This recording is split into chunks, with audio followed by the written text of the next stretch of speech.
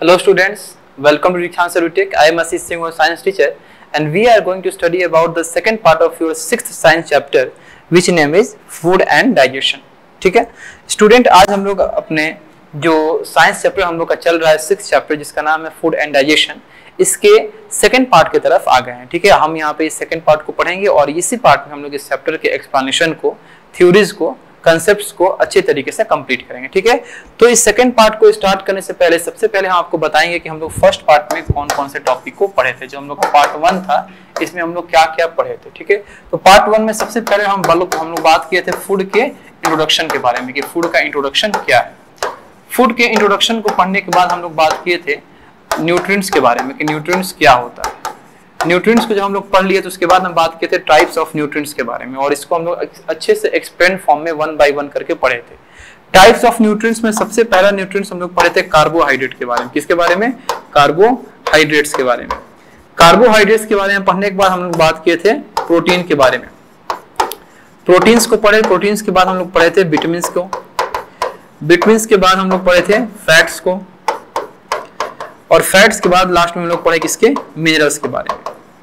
तो ये आपके इंपॉर्टेंट न्यूट्रिएंट्स थे जिसके बारे में हम लोग अपने फर्स्ट पार्ट में पढ़े। इसके अलावा कुछ और भी सब्सटेंस हैं, यानी न्यूट्रिएंट्स के अलावा कुछ और भी सब्सटेंस थे जो हमारे फूड में प्रेजेंट थे और जो हमारे बॉडी के प्रॉपर फंक्शन के लिए, हेल्दी के लिए और फिट रहने के लिए यूजफुल हैं, उसके बारे में हम लोग पढ़े थे। जिसमें आता सबसे पहला आता है वाटर और वाटर के बाद जो दूसरा है वो है रफेज। वाटर के बाद जो दूसरा है वो है रफेज। वाटर और रफेज को पढ़ने के बाद हम लोग बात किए थे किसके बारे में? बैलेंस डाइट के बारे में। किसके बारे में बात किए थे? बैलेंस डाइट के बारे में।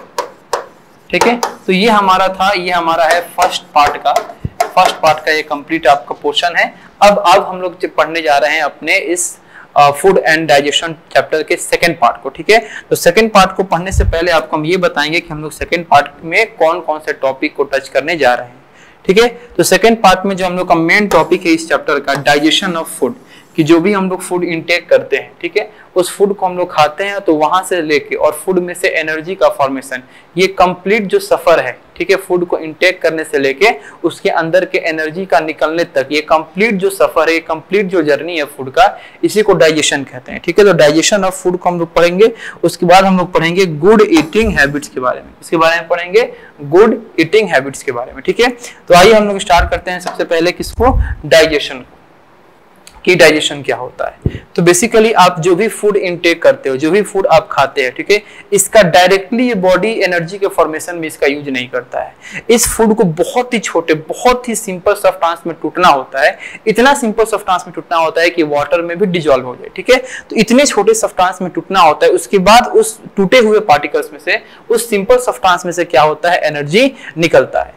तो ये जो आप लोग कॉम्प्लेक्स फूड खाते हो, जो आप लोग ये फूड इनटेक करते हो, ये फूड का जो टूटना होता है सिंपल सब्सटेंसेस में, जहां से एनर्जी का फॉर्मेशन हो सके, इसी प्रोसेस को हम क्या कहते हैं? डाइजेशन कहते हैं। डाइजेशन जो है फूड का बहुत ही स्लो प्रोसेस होता है। क्यों? क्योंकि बहुत ज्यादा समय लेता है। आप जो खाना अभी खा रहे हो उसके कई घंटे बाद वो क्या होगा? आपका कंप्लीट रूप से डाइजेस्ट होगा। ठीक है, तो बहुत घंटे लेता है, 4 घंटा, 5 घंटा, 6 घंटे का समय लगता है आपके खाए हुए फूड को डाइजेस्ट होने में। इसलिए कहा जाता है कि जो आपका डाइजेशन होता है वो क्या होता है? एक स्लो प्रोसेस होता है। ठीक है, बहुत सारे ऑर्गन्स जो है आपके बॉडी के वो डाइजेशन में इन्वॉल्व होते हैं। अब जो सारे ऑर्गन्स डाइजेशन में इन्वॉल्व होते हैं तो उन सारे ऑर्गन्स को मिला के हम एक सिस्टम बनाते हैं और उस सिस्टम को हम लोग क्या कहते हैं? डाइजेस्टिव सिस्टम कहते हैं। यानी कि डाइजेशन को करने के लिए, डाइजेशन के प्रोसेस को करने के लिए जितने भी आपके ऑर्गन्स इन्वॉल्व होते हैं उन सारे ऑर्गन्स को मिला के एक सिस्टम बनता है और इसी सिस्टम को हम लोग क्या कहते हैं? डाइजेस्टिव सिस्टम बोलते हैं। ठीक है, तो आइए सबसे पहले आपको हम डायग्राम के मेथड से, यानी कि पिक्चर के मेथड से डाइजेस्टिव सिस्टम में जो ऑर्गन्स इन्वॉल्व होते हैं उससे आपको हम परिचय कराते हैं। सबसे पहले यहाँ पे आपको डाइजेस्टिव सिस्टम का एक अच्छा सा पिक्चर दिखाया गया है।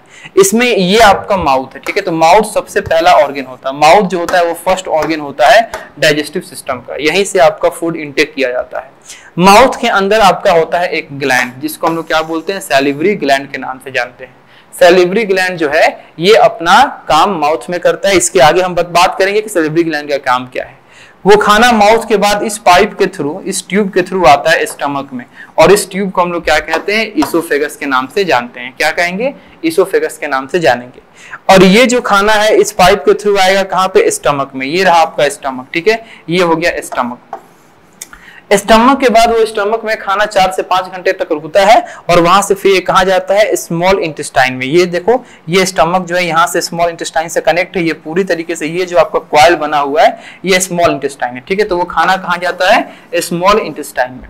स्मॉल इंटेस्टाइन जो है 2 अलग अलग ग्लैंड से कनेक्ट होते हैं। इनमें से सबसे पहला ग्लैंड होता है लीवर और दूसरा होता है पेनक्रियाज। ये जो स्मॉल इंटेस्टाइन है, ठीक है, वो किससे कनेक्ट होता है, ये ग्लैंड है। ग्लैंड मतलब कि ये क्या करता है, हार्मोन सेक्रेट करता है, डाइजेस्टिव जूस सेक्रेट करता है। तो ये आपका लीवर से कनेक्ट होता है स्मॉल इंटेस्टाइन, और किससे कनेक्ट होता है, तो यहाँ से, यहाँ के थ्रू ये किससे कनेक्ट होता है, आपका पेनक्रियाज से कनेक्ट होता है, ठीक है। तो ये जब खाना आपका स्मॉल इंटेस्टाइन में जाता है तो इस लीवर और उस पेनक्रियाज से दोनों जगह से आपके जूसेज आते हैं और वो जूसेस इस खाने को कंप्लीट रूप से क्या करते हैं, डाइजेस्ट करते हैं। जो खाना डाइजेस्ट नहीं होता है वो वेस्ट बन के, ठीक है, वो वेस्ट बन के क्या हो जाता है, इस लार्ज इंटेस्टाइन में जाता है। इस जो वेस्ट बन के कहाँ जाता है, इस लार्ज इंटेस्टाइन में जाता है, और इस लार्ज इंटेस्टाइन में जाने के बाद इस एनस के थ्रू वो क्या होता है, हमारे बॉडी से बाहर निकल जाता है, ठीक है। तो ये आपका क्या है, एक कंप्लीट डाइजेस्टिव सिस्टम है जिसमें बहुत सारे ऑर्गन्स इन्वॉल्व हैं। अगर आपको हम नाम काउंट कराएं तो सबसे पहला माउथ, फिर आपका oesophagus, stomach, large small intestine और लार्ज इंटेस्टाइन। इसमें ग्लैंड्स भी मौजूद है। कौन कौन से ग्लैंड्स मौजूद है, तो सैलिवरी ग्लैंड हो गया, लीवर हो गया, पेनक्रियाज हो गया, ठीक है। तो इन सबको, इन सारे ग्लैंड्स और इन सारे ऑर्गन्स को मिला के हमारा एक सिस्टम बनता है जिसको हम कौन सा सिस्टम नाम देते हैं, डाइजेस्टिव सिस्टम का नाम देते हैं, ठीक है। अब आइए हम लोग 1 बाय 1 करके इस डाइजेस्टिव सिस्टम में जो ऑर्गन्स हैं या जो ग्लैंड हैं उनके बारे में पढ़ते हैं। सबसे पहले हम बात करेंगे कि माउथ के अंदर हमारा डाइजेशन जो बिगिन होता है, यानी शुरुआत जो होता है डाइजेशन का, वो माउथ के अंदर ही होता है। तो माउथ के अंदर वो डाइजेशन आपका किस प्रकार से होता है, ठीक है। तो आप जो भी फूड इनटेक करते हो, जो भी फूड अपने बॉडी में डालते हो, वो सबसे पहले आप लोग माउथ में डालते हो, माउथ से वो आपके बॉडी के अंदर जाता है, ठीक है।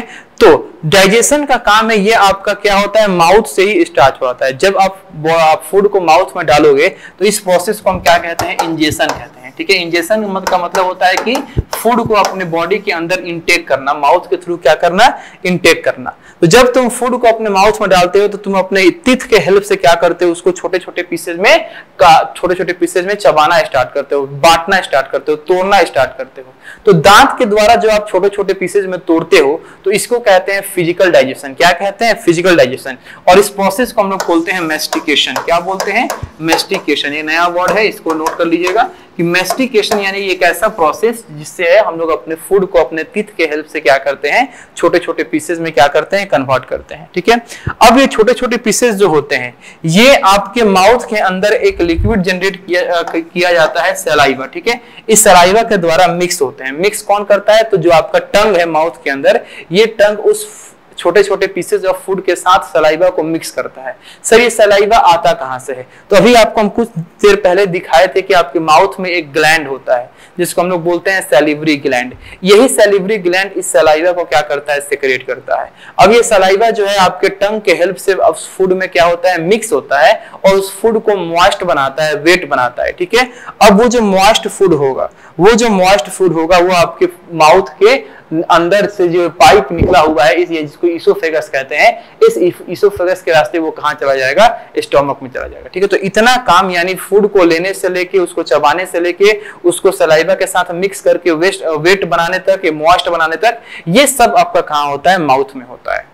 अब वो जो आपका मॉइस्ट फूड है या वेट फूड है वो कहां चला गया, स्टमक में, इसोफेगस के रास्ते चला गया। अब स्टमक में आपका क्या होता है ये समझिए।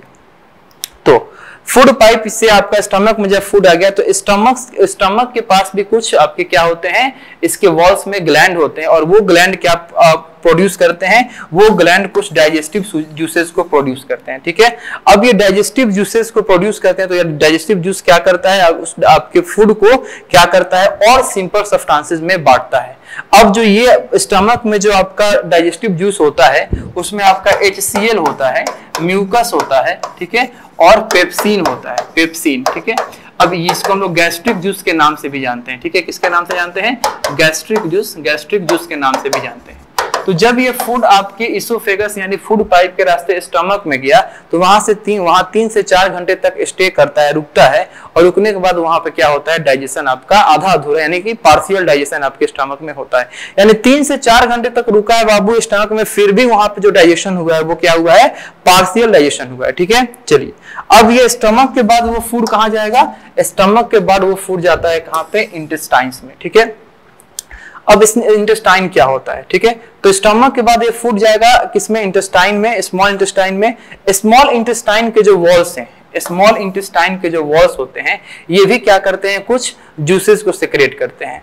अब ये जूस जो होता है आपके स्टमक से आए हुए फूड के साथ मिक्स होता है, और मिक्स होने के बाद इसको और ज्यादा तोड़ के और फाइनल कंप्लीट डाइजेशन करता है और सिंपलर सब्सटेंसेस में बदल देता है। ठीक है, अब ये जो आपका स्मॉल इंटेस्टाइन है, क्या ये अकेले इस फूड को सिंपलर सब्सटेंस में बदलता है या किसी को हेल्प चाहिए, तो इस स्मॉल इंटेस्टाइन को हेल्प चाहिए होता है, किसका, लीवर का और पैनक्रियाज का, लीवर का और पैनक्रियाज का।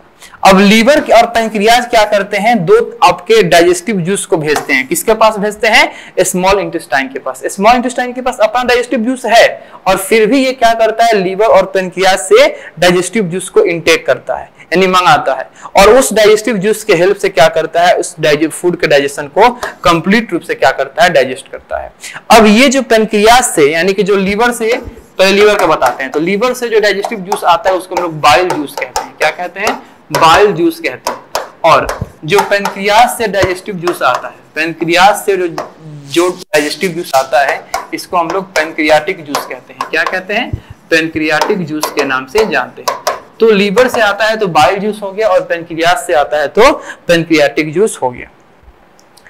अब देखिए, मान लीजिए अब आपके पैनक्रियाटिक जूस, बाइल जूस, ये हमारे इंटेस्टिनल जूस से वो फूड जो कंप्लीट रूप से टूट गया। ठीक है, कंप्लीट रूप से ब्रेक हो गया, उसमें से न्यूट्रिएंट निकल गए।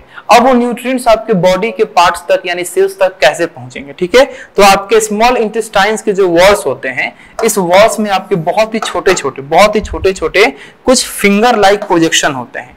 इस फिंगर लाइक प्रोजेक्शन को हम लोग बोलते हैं विल्ली। ये विल्ली जो होते हैं एक साइड से आपके स्मॉल इंटेस्टाइन के वॉल्स में ओपन होते हैं और दूसरी साइड से बहुत सारे ब्लड वेसल से कनेक्टेड होते हैं।